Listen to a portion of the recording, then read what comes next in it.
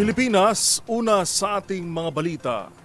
Mahaharap sa kaso ang driver ng kotse na umararo sa 6 na batang estudyante at isang empleyado sa Manila Central University kahapon. Depensa ng sospek na walan daw ito ng kontrol sa manibela. Tinutukan yan ni Edwin Duque.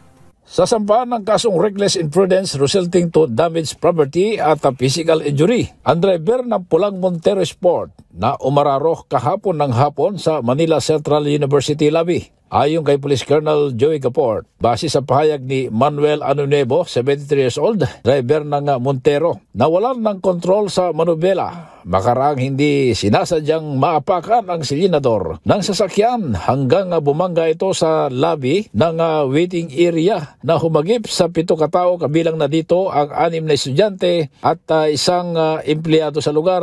Ayon sa opisyal, sa isinagawang investigasyon ng PNP, susunduin sana ng driver ang kanyang apo na nag-aral sa MCU ng maganapang insidente. Tiniyak naman ng pamunuan ng universidad ang buong suporta at tulong sa mga nasaktan. Para sa BCTV Network News, ako si RS23, Edwin Duque, nagulat sa DCRH. Una sa Pilipinas, una sa Pilipino.